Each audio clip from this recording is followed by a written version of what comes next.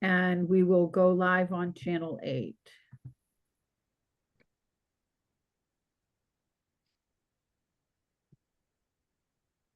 Okay.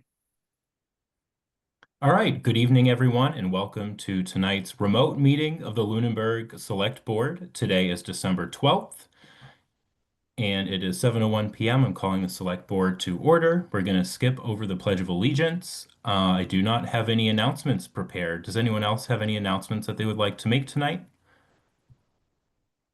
We have the tree lighting Yes, on Thursday. Thursday at 6 p.m. Yes, that's the Yeah. only thing. So come on down to Town Center and remember to bring your letters for Santa and drop them off in the mailbox that's in the upper common. And that's it. Public comment. Any public comments from the board this evening? Nope. Any public comments from the public? All right, not seeing any public comments, so we'll move on to our scheduled meetings.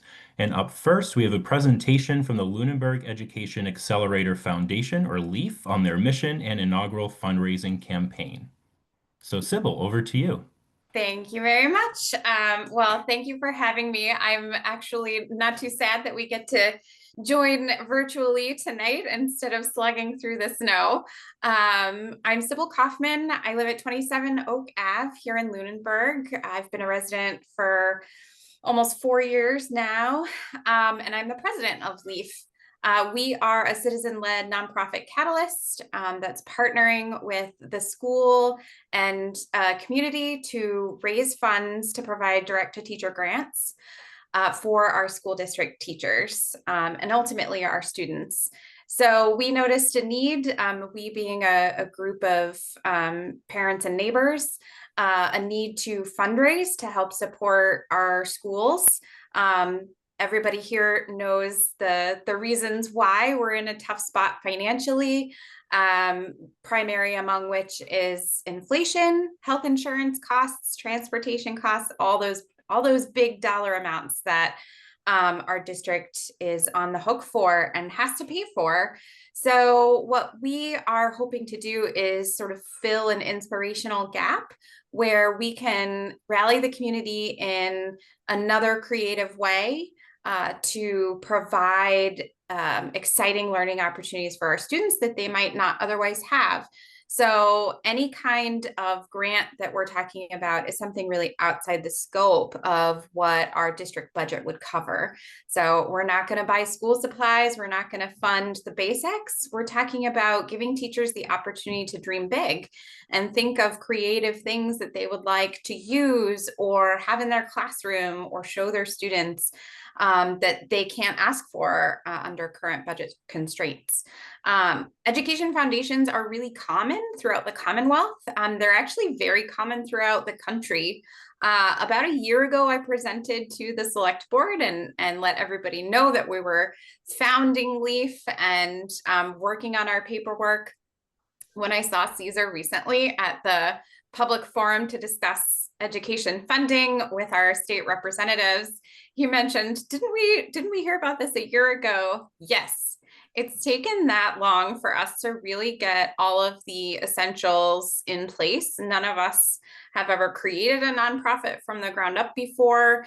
This is truly a neighbor helping neighbor operation. So we have a bank account. We have our 501c3 designation that took a while with the federal government. We have nonprofit status through the post office. We've started cultivating donations and have the ability to make payments, that sort of thing. So all the paperwork, all the red tape that goes with building a business, building a nonprofit, we've slogged through, and we are here on the other side. And I'm really happy to present to everyone and say that we are open for business. So we are in the midst of our inaugural fundraising campaign.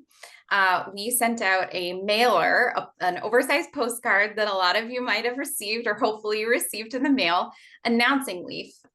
This isn't necessarily a hard ask for everyone. we're not relying on citizens, individuals to fund the pool for these grants. We're really talking about large corporate gifts to start. However, I've been calling this our soft launch. It's really important to us that we do this as a community, that everybody knows who we are and what we're about. And so that's really what this campaign is about, is letting people know who we are, what we're about, what we're trying to do, and open the door if anybody's really interested. So hopefully my talking tonight might inspire somebody to get in touch with us. We have a direct relationship with the district. As I mentioned, Dr. Fortuna has been very positive. I think that's one of my favorite ways to describe her. In coming to Lunenburg, she's really brought a ton of optimism and positivity, and her experience in Brookline is actually very appropriate because Brookline was the first district in the state of Massachusetts to start a education foundation. So she has a lot of experience with that relationship, and we're looking forward to working with her. We also have a liaison with the school committee. So Laura is our school committee liaison, and that ensures that there's representation in decision-making in the nonprofit. So feedback about how we outreach to the community, how we approach the district, can and can't do's, that sort of thing. And that's been really, really helpful. And I do want to say real quick that that mailer was only possible because of a donation from a local business. So we're already gaining momentum, and that's really exciting. So I'm going to try to share my screen here. Very similar to the postcard that everybody received. I'm working on meeting with individual corporations and businesses, both within Lunenburg and in our region. This is an example of a leave behind that we would show to that kind of corporation. We're emphasizing our mission statement. We're a citizen-led nonprofit, connecting private sector funds to education projects in Lunenburg. And I listed some example projects. These are really fun. They include laser cutters, and these are from, we picked up these examples from other education foundations in Massachusetts. Anything from stereo microscopes to chicken coops are on the table, depending on the applications that we receive from teachers. We'll review all of those as a board, and then get feedback from the superintendent and her office about what is the most viable for the district. So really, we're just looking for inspiration and being another positive pillar for the schools.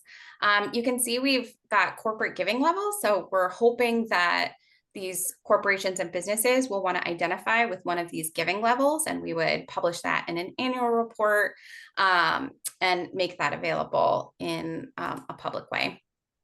And then let me show you, if I can. Thank you, Zoom, for getting out of the way. Here's our beautiful website, leafmat.org. I encourage everybody to take just a moment and explore. Sybil, Yeah. I don't see the website on my side. I don't know if others. Let me try Yeah. again. I was still seeing the flyer. Okay. It should be on there. It's at leafma.org. Was that it? How's that? It's coming. There it is. Yep. Yep. That's Great. good. That's it. Yep. Thanks. Thanks, Renee. So this is really, it's the basics, but it also very importantly gives folks a way to sign up to stay in touch with us, and gives a way to donate. So this was another thing that took an awful lot longer than we could ever have expected. But we can accept credit card payments via PayPal, Venmo. This online portal for payment is a big deal for us. So individuals can donate as well as corporations.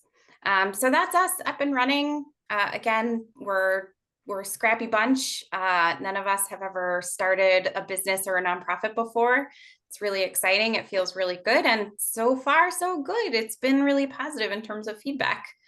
So yeah, so that's where we are. Do any of you have any questions?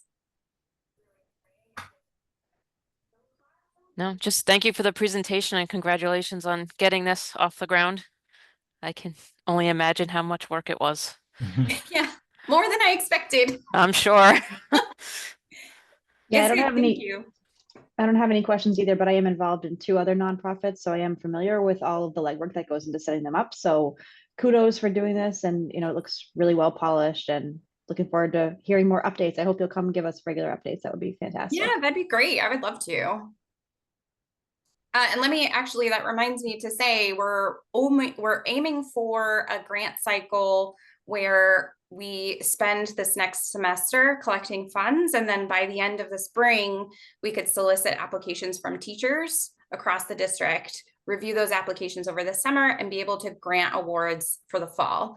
And that way, we're sort of timing it with potential attrition too. Like if anyone wins a grant, we don't want them to get a grant and then leave over the summer or move or do whatever. So that timing should work pretty well. All right, thank you all. I hope you visit our website, and please get in touch with me or reach out to anyone on the school committee or the superintendent for more information. All right. Thank you so much, Sybil. Thanks. I'm excited to get this going. I did get that mailer that you mentioned, and when I did, my first thought is, well, clearly they are already raising money because I know it costs money to send mailers. So thank you for your leadership and for making all this happen. I'm sure it's going to be a success and a great resource. So thank you, Sybil. Thanks. Have a great You too. Thanks, Thank you. you too. Thank you. All right, let me just go back to the agenda. And up next, we have a presentation from Mark Capadona, and I see Joe Capadona here too. So I don't know who's actually presenting. I think Mark is on here. I I'll think be I saw him. presenting. Yes, okay. And this is for the low-income community solar proposal here from Colonial Power Group. So I'll pass it over to you guys. So thank you, Mark Capadona, Colonial Power. We've been a partner with Lunenburg. Believe it or not, Lunenburg was one of the first aggregations way back when. This aggregation has been up and running since 2013. It's one of the reasons I wanted to reach out. This is kind of an add-on that I'm going to talk to you tonight about. It doesn't change anything for anyone other than lower prices for customers that Unitil has said are low-income customers. They've already qualified under the distribution company as low income. There's some really good news. This is a rather large project, and that what I want to say there is that normally it's around 2 cents. The low-income customer will get an extra 4 cents discount off whatever the Aggregation rate. Yeah, the aggregation price rate is. So I'm making up the number right now, but let's just say we're at 13 cents. I think it's at 12.9, but at 12.9, they would be paying every bit of 8.9. They don't need to do anything if we decided to move forward. I'm just going to go through what it means. So we're utilizing SMART. Colonial worked with the DOER to create this program. We have a predetermination letter. I want you to know nothing that you're doing, you're just allowing the manager to sign, but everything we're doing is going to be verified by the DOER and the DPU. Without their approval, we can't move forward. It's not like we're out in some, never land. We have, as I mentioned, the predetermination letter. So once if you decided to move forward, we already have an approval. The solar developer that is on the other side of this transaction would go to the DOER. They get approved. I would take that all to the DPU, and then that would be approved. And then once the solar array was built, we could start to deliver benefits. I just want you to know, at no point would anyone be just switched. We would automatically give someone, a notification in the mail. We'd mail something to the customers. They didn't want to participate. They would not need to participate. I can't imagine anyone would not want that. But I'm saying to you, it's not like they're locked in or anything like that. So what we're here tonight to say is, hey, listen, there's a nice little program that we've created that allows low-income customers in Lunenburg to get this benefit. There's 2 hooks, though. I just want to make sure we're getting this. We need to sign off on this, and because it's a SMART program, it's a 20-year commitment. Let's just say 5 years from now, for some reason I don't understand, that the next manager or whoever, the next board says that we don't like to give discounts to low-income customers. we would move this discount to someone else in Unitil, whether it be Fitchburg or Townsend. Ashby is actually doing this in concert. They've already signed off. If Lunenburg would like to move forward with this proposal, and then all we need is the authority for the manager to sign off on so it's an MOU, not even a contract, just a memorandum of understanding, and then just an ASA that says, yes, Colonial will take care of all the reporting, make sure all the customers that should be getting discounts are getting discounts. And and I hate to put this in front of you. Our only concern is, so I don't know if you guys pay attention to any solar, but right now the Inflation Reduction Act is kind of, I'm going to say it's under siege. And what the developer's trying to get signed off as soon as possible so that he can get in and possibly get some extra benefits for the low income customers. All right. So first of all, super supportive of municipal aggregation.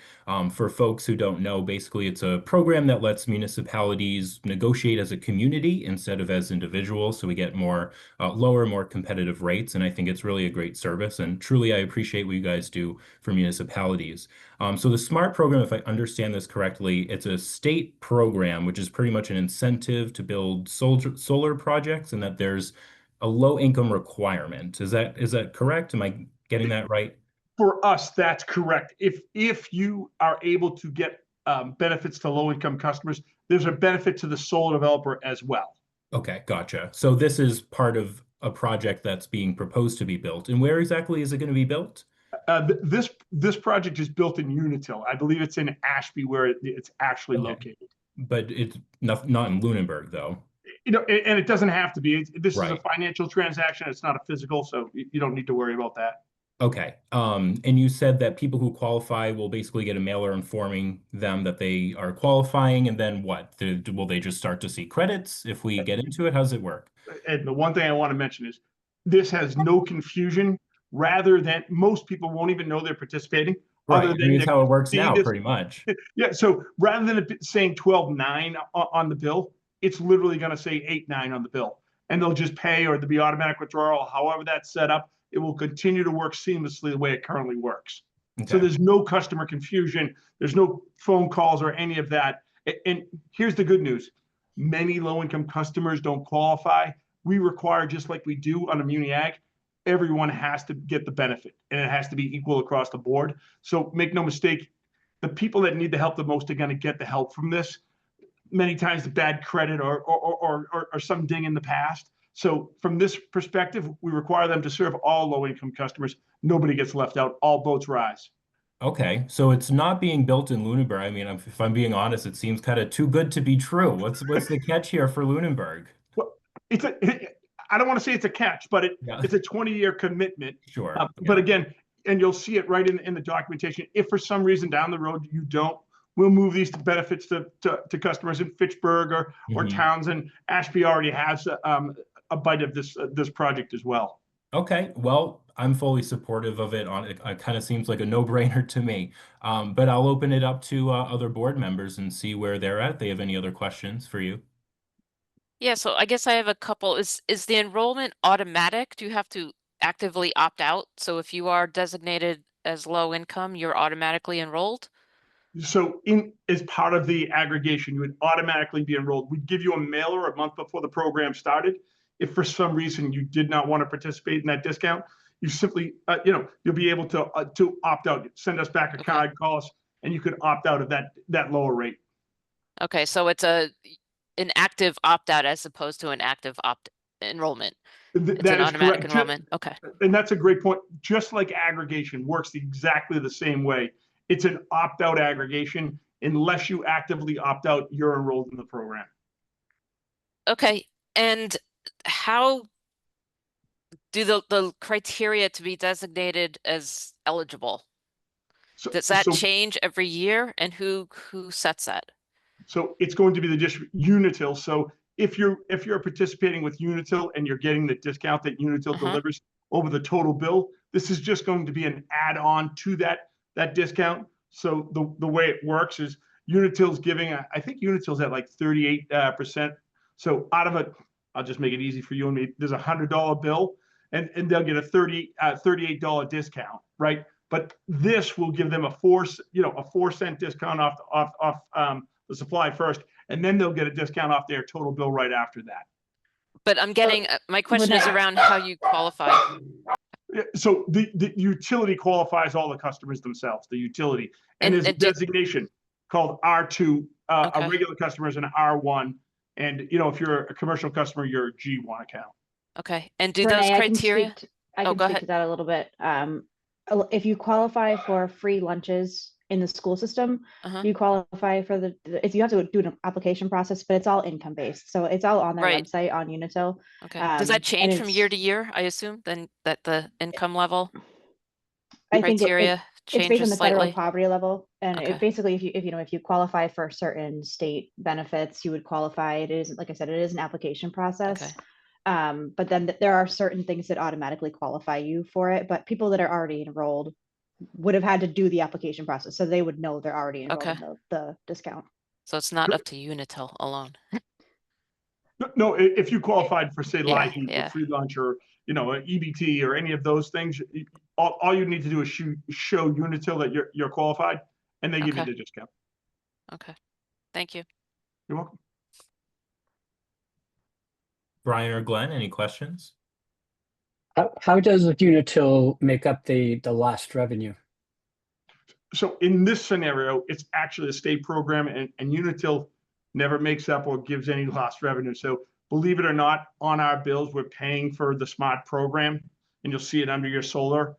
There's a line item charge for solar, and this is where it's good is you're going to pay for it anyways. You might as well get benefits for low-income customers because everyone pays for it. Only some people get the benefits. So although everyone will say to you, solar, it's cheap, I have it on my roof, blah, blah, blah.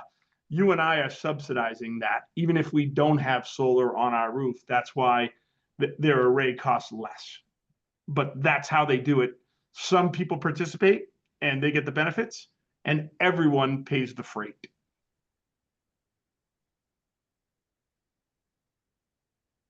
All right, Brian. I guess my only question, what other towns have you talked to, and why Lunenburg? Is there a specific advantage for Lunenburg?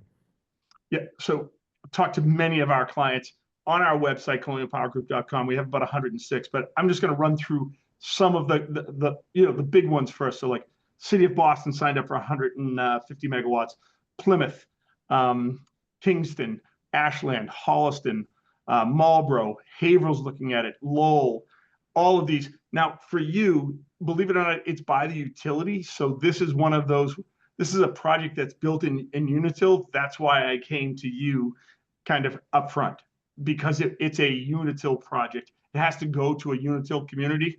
And that's why I'm in front of Lunenburg now. And I just want to, Mr. Chairman, through you, Mark was excellent in making sure that he and his team were dogged to make sure that I stayed on this, because we were potentially going to lose this opportunity. So I appreciate that, Mark. But it is if not Lunenburg, he's going to, tomorrow probably call another Unitil customer and offer there. Yeah. So this isn't go ahead. This isn't being given to all of the communities that you work with. It's going to us. So yeah. So this project I can only deliver out of the 4 communities. 2 of them are mine: Ashby and Lunenburg. And as I mentioned, Lunenburg is my oldest customer. You were their second aggregation. I kid you not. City of Marlboro, Lunenburg, and Ashland went next, with a town called Lanesboro way out west. So when this opportunity presented itself, of course, I knocked on the door. There's a lot going on in town, and I'm talking about a lot going on in town at the time. So, we've been sitting here quietly, but as we get closer to the end of the year, it's getting more and more nerve-wracking. And the only reason I say that is at 12/31, we start to lose some of those benefits that may be in the IRA, Investment Reduction Act, because of the current administration. That's what the real push is here. So at least from my perspective, I can't go to, with this project, I couldn't go to, say, Lowell, because this project has to be done within Unitil service territory. But there are some in National Grid, there's some in Eversource, and I can continue on if you want more and more names. We have probably 15 or 20 communities right now engaged in these kind of programs. I was just curious. Thank you. No, great question. All right, so I'm in full support of this, and I'm appreciative, like I said, of everything that you do, Mark, but also for bringing this to us and really trying to make sure that we get the benefits here of this. So I read through the MOU. I didn't have any concerns. To the town manager, or do you think we're ready to, if the board is ready to sign? How's it looking from your perspective? Yeah, I do not have concerns with the documentation at all. Okay, so to the board, where are we at? Are we Do we need town council to review, or has he already? He has not. I do Okay. not believe we do need him Okay. to, but if Okay. the board is inclined, I'm happy to run it by him. But I do not feel it's necessary. Okay. okay?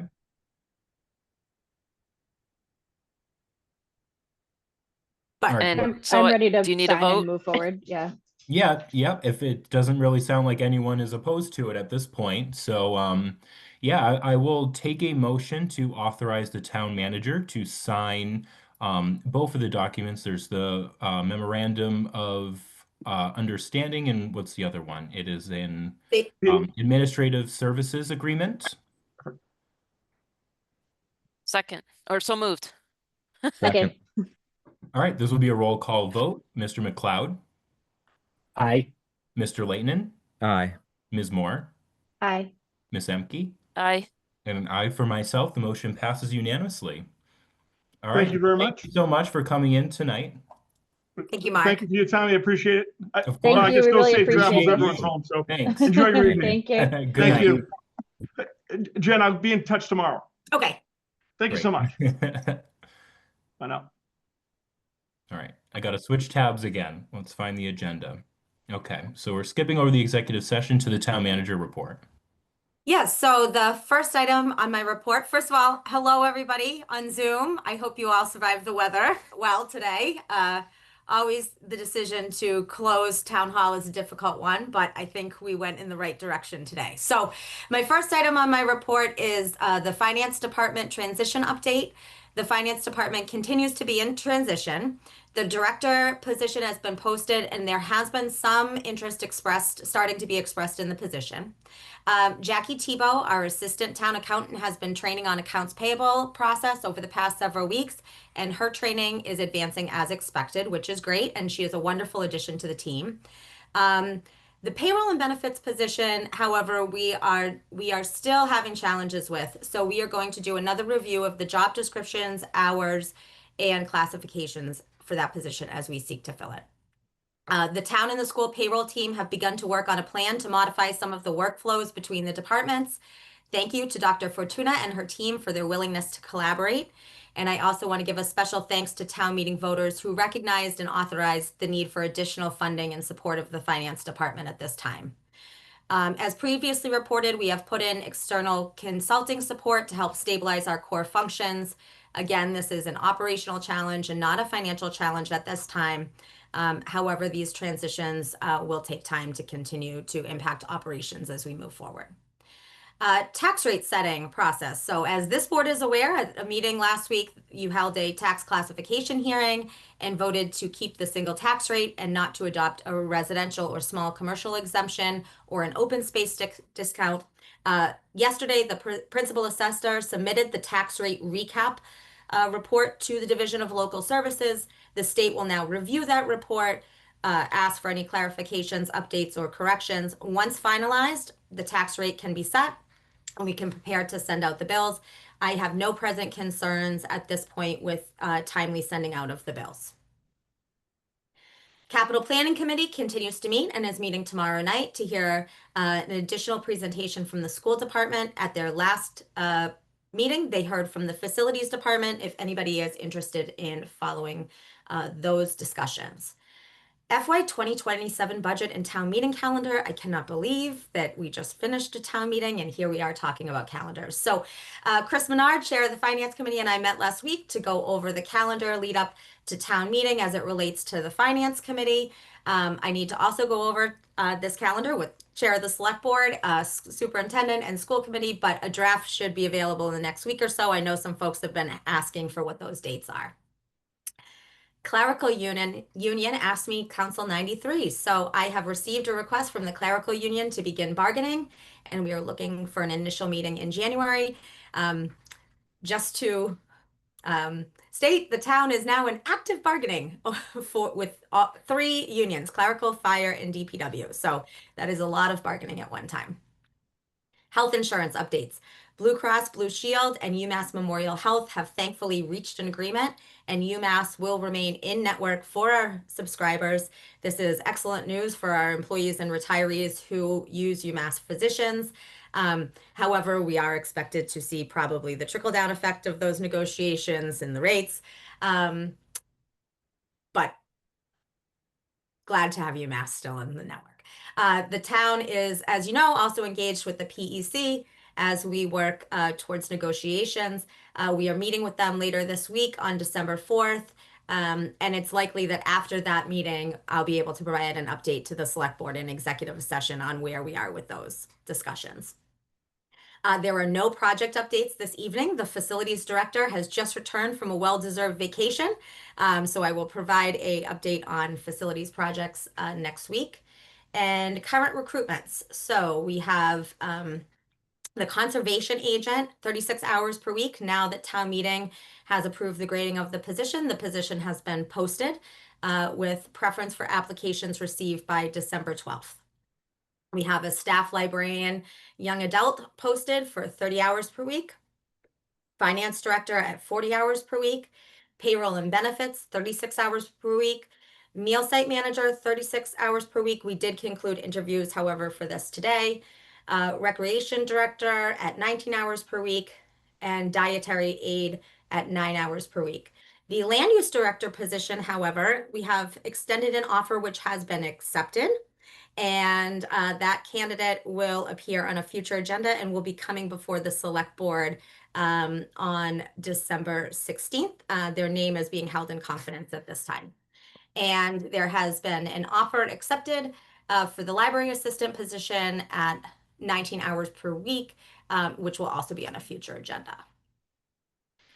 Board and committee vacancies. We have filled the elected assessors position, as you all know, but we still have planning board, sewer commission, and trust fund commission for elected openings, and then agricultural commission, APDC, cultural council, green communities, historical commission, personnel board, PAC, ZBA associate, and a representative to the First Middlesex Small Town Collaborative.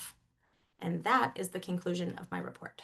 Great. Really excited to see us onboarding a land use director soon. Any questions from Select Board members? Yeah, Jen, have you been able to get any more time from I know you're trying to get more time from the consultants. Have you been able to get more of their time?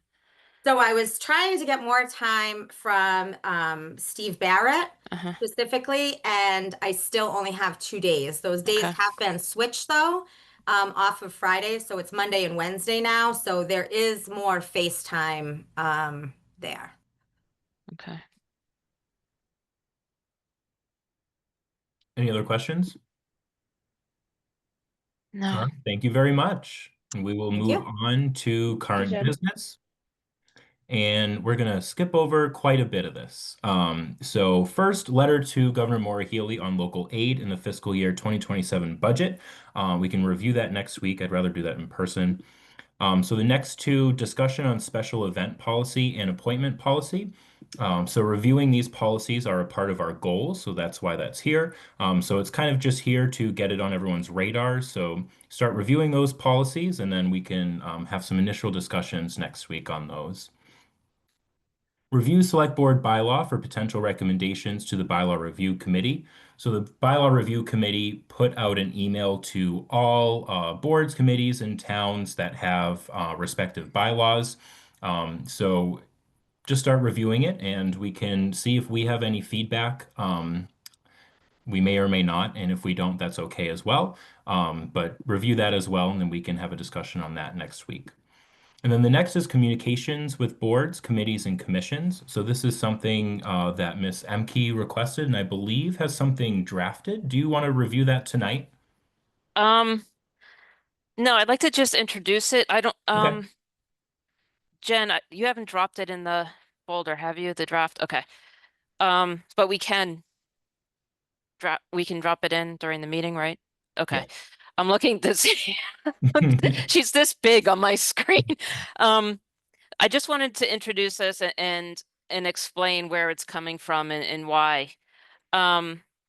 So we have heard quite a bit, especially recently, about communication among the boards and more specifically perceived lack or insufficient communication that I think I made a public comment about this at our meeting. I believe it was the one before special town meeting, you know, about people reading email. I know leading up to special town meeting, there was a lot of information. It was coming at us pretty fast. And, you know, up until the last minute, we had motions being, you know, altered a little bit.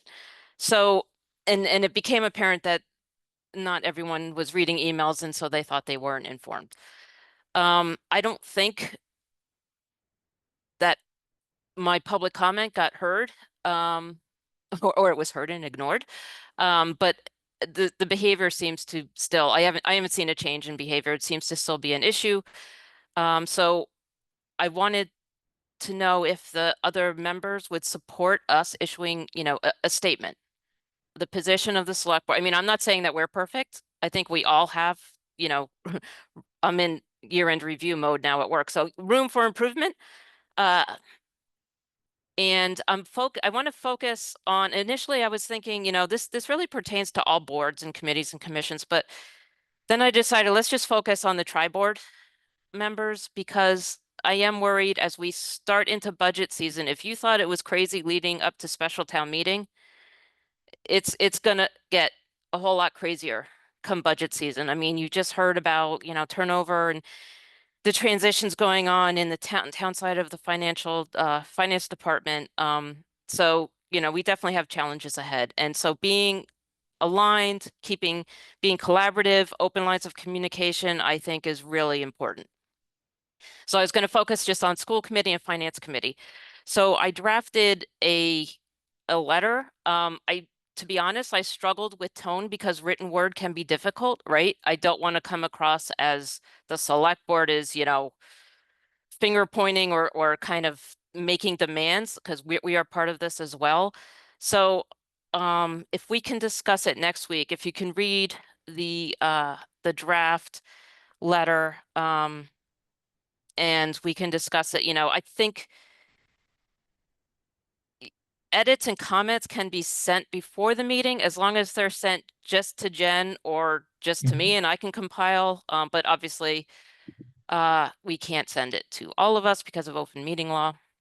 So we'll have to discuss it next week. Quick because I see the document that was dropped, but I see an outline with some bullet points. Yeah, keep going. Oh, is there like more pages? So I can speak to the bullet points now, so you guys can see them. So this is kind of like the structure. Oh, where did it go? Oh, I have to refresh.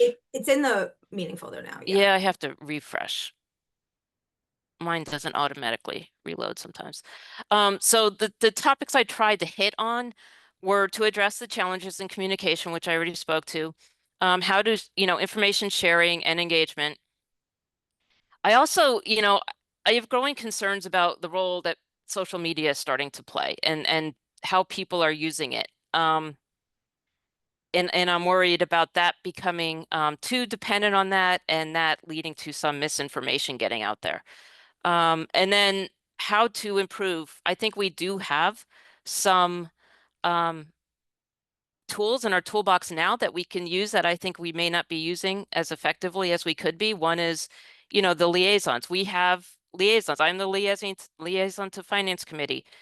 Brian's the liaison to school committee. I honestly don't know finance and school committees who if they have a liaison, who it is for the select board. But I think we do, all three committees need liaisons to each other's. And I think we could discuss how to, utilize them better. And also, I think, people need to commit to being diligent about monitoring town email. If you can look at Facebook on your phone, you can look at town email on your phone. And then if you do miss a meeting, we have, the luxury, I'll say, of having all these meetings recorded, and you can go back and watch it, and you can watch it at 1.5x speed. So I don't think that's asking too much. And then ending with just reiterating the select board's commitment to, transparency and collaboration. Because again, I am sensitive to having the right tone here, because we need to work together over the next 6 months. It is really going to be critical. Every year, I feel like since I joined the select board, it's never been this crazy. Well, every year it just gets crazier. So I don't know what people are talking about. I have not witnessed a not crazy year yet. So anyway, the letter is there. Again, I have at it. I will not be offended by any edits, comments. I want more eyes to see it, but assuming that you guys are on board with this and support this, my thought was, like, I could go to Finance Committee and read the letter as part of public comment or communication from other boards. Brian, if you could do the same thing at school, and then we also send it by email. So we hit every mode of communication we possibly can. So I'm in full support of this. I will say, and I think you touched on this too, the tone of the letter is going to be very critical. So, I'll review it and make sure that, I have some substance to give back to the discussion here next week.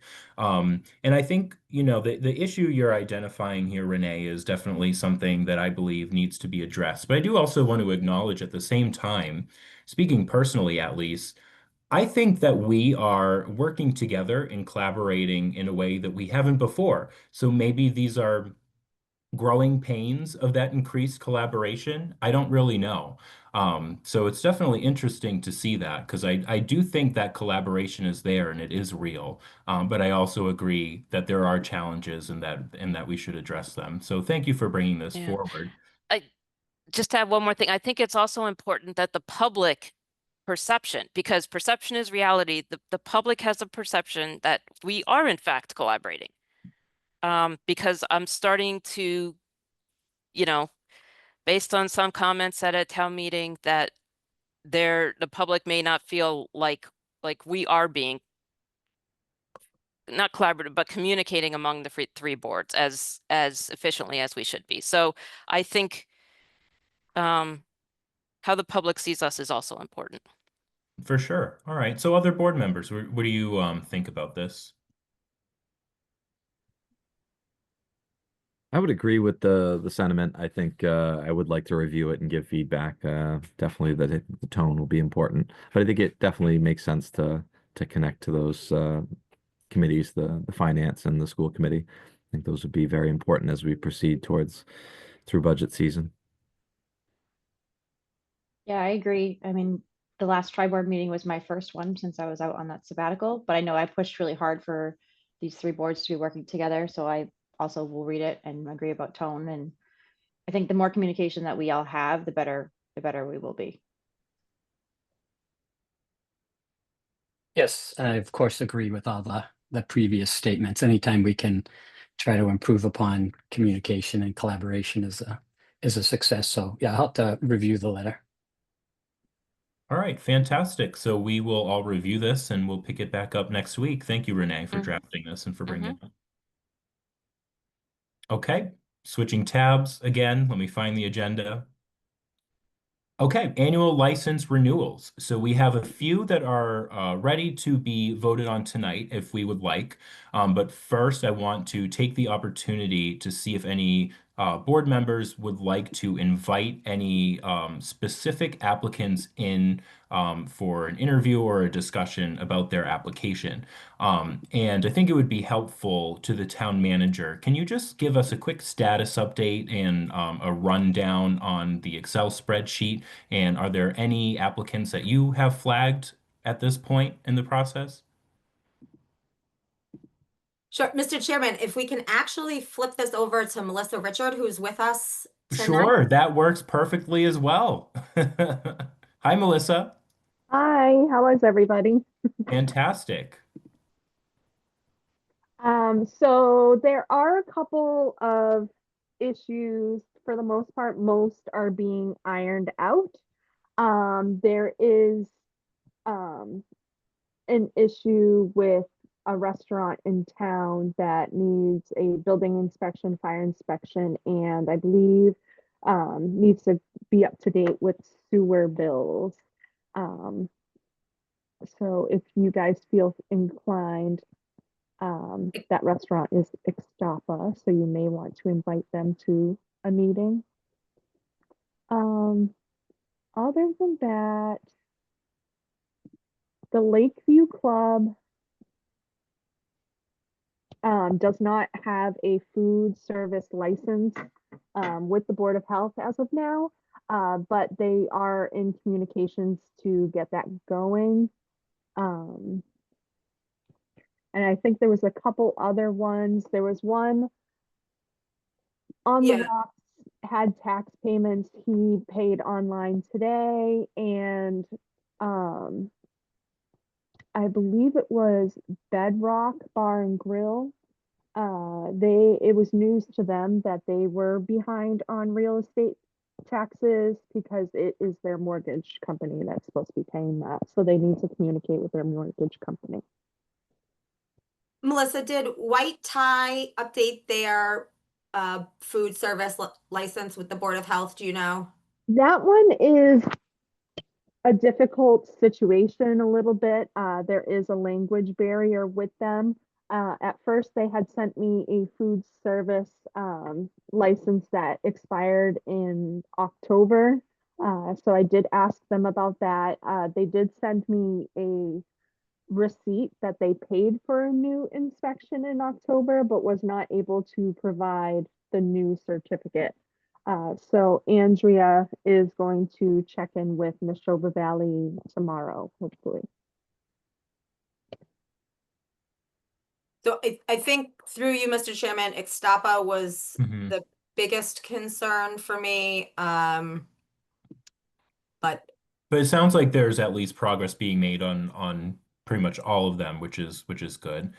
I'm okay giving it another week to see if you can, get that communication going with them. How about other members?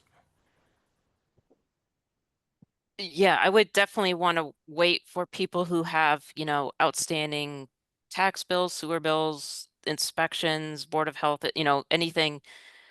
I'd want everything already completed and, up to date and before granting a license. I did, Melissa, maybe this is for you. Are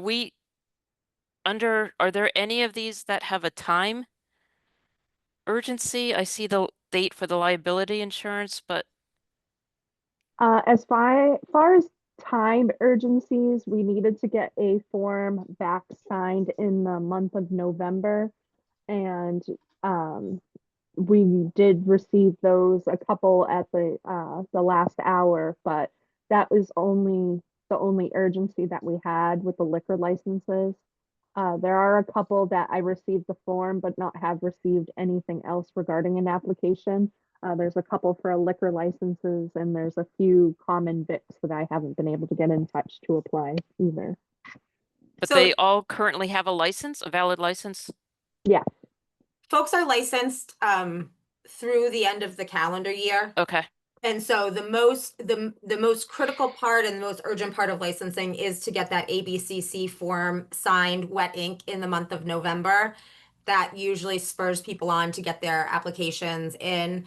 I know that we have additional I love Zoom meetings sometimes. You never know what you're going to get. We have additional applications that have been completed since this agenda has, even been set. Some were being completed today. So typically, what I've done in the past is the last meeting in December, if folks are close, to have a contingent vote. So You can have the approval, especially for New Year's Eve, but you can have that Yeah. contingent approval, and then we can just get the licenses out once everything's done. But so it sounds like nobody wants to talk to anybody quite yet in person. Yeah. Yeah, and we've done contingent votes. I'm comfortable with that too, especially if there's communication, which is the most important part. So we'll give it another week and see what communication arises. The ones that are on our agenda tonight, those are all, Yep, these are good and ready to be voted on. okay, so we're just yeah, talking we about haven't gone there the yet. others. Yeah, okay. Yeah.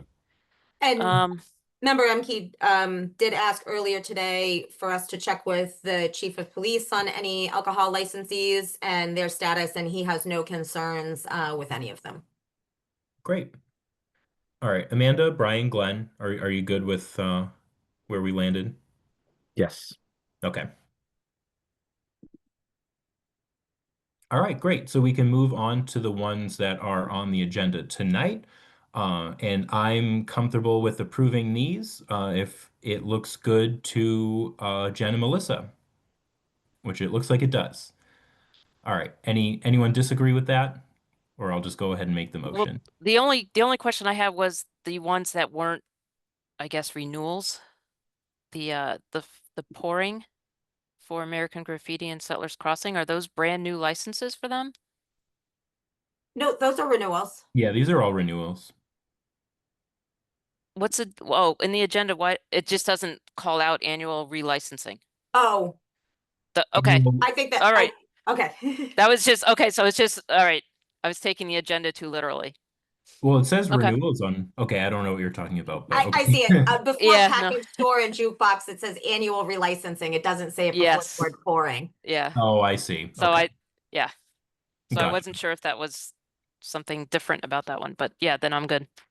Okay, cool. So I'll make a motion then to renew the pouring, or actually I'll just do it this way. I'll make a motion to renew all of the applications, license applications as printed on the agenda.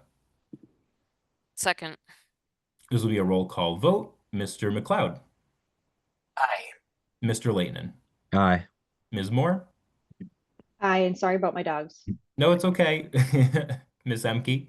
aye. And an aye for myself. The motion passes unanimously. All right, that was it for current business. We don't have any old business tonight. Public comment. Is there any public comment from the public? I'm not seeing any. Any public comment from the board? No. Any public comment from the town manager? You're muted. Thank you, Brian. I do have a public comment tonight, so thank you, Mr. Chairman. As we're talking about communications, I do want to enter a brief clarification into the record regarding Article 11 of the November 18th special town meeting, which was the Kids Kingdom warrant article. So at the special town meeting, the school committee chair commented that the school committee was not consulted on the warrant article. I want to avoid the perception that the town and schools are operating in silos, and so I just want to briefly have the record reflect what occurred. So it is accurate to state that the school committee was not consulted prior to Article 13 being placed on the warrant. However, on October 13th, shortly after the select board voted to place the Kids Kingdom article on the warrant, I did send a full draft of the article and summary to both the superintendent and the school committee chair. In that email, I asked whether the school committee wished to take a position on this article. This was done to give the committee an opportunity to place the matter on an agenda, discuss it, and vote if they choose. In the email, I also relayed that the Special Education Reserve Fund article had been placed on the warrant. The school committee chair did reach out to me on the day of town meeting to inform me that he would be making the statement that he made on town meeting floor, and I do really appreciate that heads up. However, during the final preparations for town meeting, I did not have the time or opportunity to do the research into our prior correspondence. As stated during town meeting, this was an article that could wait for a future town meeting. So I just didn't look into that time. But following the town meeting, I did find that October 13th communication and reshared it with both the superintendent and the school committee chair. In my conversations with both of them, I have come to understand that the email was simply missed during a very busy time of the year for all. I do not believe that this was deliberate or intentional. And to be clear, my goal tonight is simply for one of transparency so that the public can understand that we did attempt to have that communication. This is not criticism. I remain committed to working with the superintendent and her team and the school committee as we navigate these additional challenges and opportunities, and just wanted folks to know that. Great. All right. Thank you very much. So no minutes, no warrants, any action items tonight? I might have a couple. And this is for the town manager. Will we be in a position to discuss water rates next week? Or will it take a little bit more time? So as part of the recap that I talked about was submitted, one of the consultants did do the revenue summary for our water rates, which is one of the steps that we need to do before we can move forward.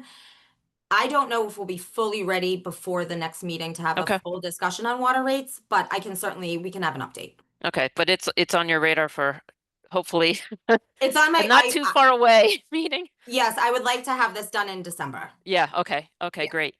And then you had shared the FY24 audit, which I have not read yet. I don't know if anyone has, it's on my to-do list. I don't know if anyone has read, if there's anything to discuss there at an upcoming meeting. In the past, we've had the auditors come in and present to us. Oh, okay. I don't know if that's worth doing. Yeah, we can. I haven't read it, but I will, and then Jen, we can discuss if we want to invite them in. Okay. Yeah, I don't know if it's worth it or not. I haven't read it yet. There's nothing striking that I've seen in it, but we should read it. Okay.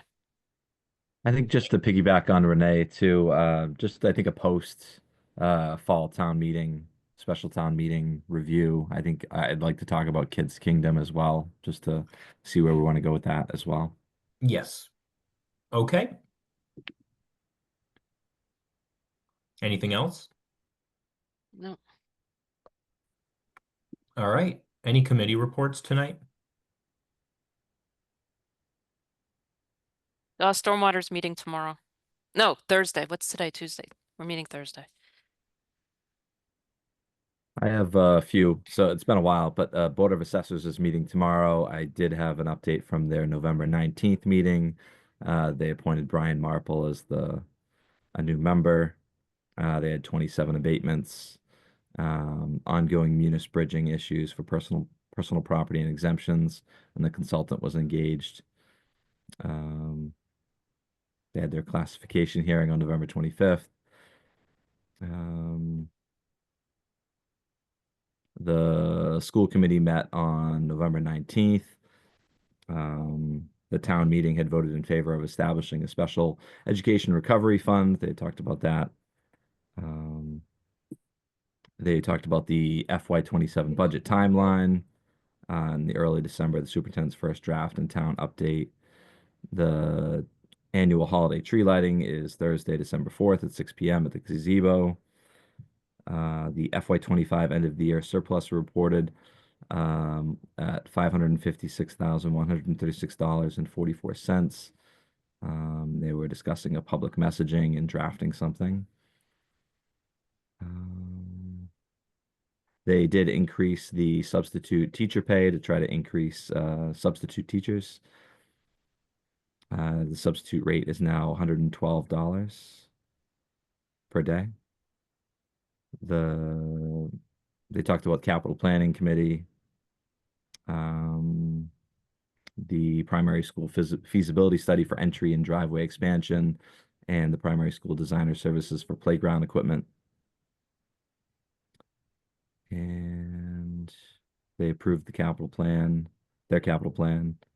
They talked about the master plan steering committee. Kim Duffy was there. And they talked about Turkey Hill, talking about whether to renovate or rebuild, and the superintendent was going to be assisting and giving some information about that to aid in the discussion. Talking about MSBA. And they talked about transportation, the earmarked funds for the vans, the transportation vans. The district's going to produce 3 budget scenarios: a level service budget, level funded budget, and a prioritized necessary increased budget.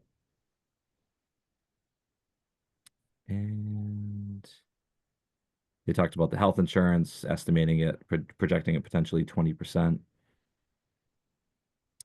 They commended the town manager for partnership and fairness in the budget discussions as well. And then the Lunenburg Municipal Building Design Committee met Monday. They're going to meet again after the holidays. We did set up a subcommittee, Matthew Brenner, Anthony Scalambrini, and Laura Brzezowski, to work with the town employees to figure out space needs and ask them questions to better understand a layout. And we're going to continue working with the Ritter Building design, try to get everybody in there. That's it. Great. Mr. McLeod, do you have any? Yep, planning board met on November 24th. They appointed a Judy Dragolis to the EDC. She's, of course, a Lunenburg resident that has owned several local businesses. She's clearly a great addition to the EDC, will be a great asset. They did have a public hearing for 30 Summer Street. It's proposed to be a self-storage facility. That public hearing was continued to the December 15th meeting. It's going to be a 4-story self-storage facility, 104,700 square feet. That's about it for their meeting. The AgCom, I have nothing to report. The MPO met on November 19th. And they were talking about a whole new world of critical rural freight corridors, which Lunenburg has essentially from Route 70 or Route 2 to the Keating property. So that essentially makes that area eligible for National Highway Freight Networking funding, which would be interesting because, of course, living on Reservoir Road, that intersection with Leominster Shirley Road is quite treacherous. So it's good to know that could be federal funding could, in theory, be used for that someday. Not the open space is still speaking about their desires to become a standing committee. And the Library Board of Trustees, I missed their last meeting because I went to that funding forum in Groton. That's All it. right, fantastic. Thank you. Okay, upcoming meetings. We're meeting next Tuesday, December 9th, and the following Tuesday, December 16th, hopefully in person at Town Hall, but we will see what happens. And with that, I will move to enter into executive session and not re-enter open session after exiting executive session pursuant to MGL Chapter 30, Section 21A3, to discuss strategy with respect to collective bargaining if an open meeting may have a detrimental effect on the bargaining position of the public body and the chair so declares. And this is for Lunenburg Professional Firefighters Local 5369. Second. This will be a roll call vote. Mr. McLeod. Aye. Mr. Leighton. Aye. Ms. Moore. Aye. Ms. Emke. Aye. And an aye for myself. We are now in executive session. Have a good night, everyone.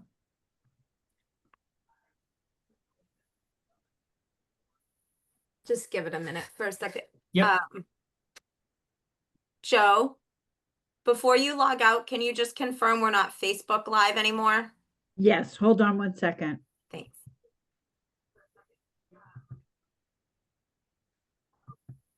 Yeah, it does look like we still are, so just give it a second.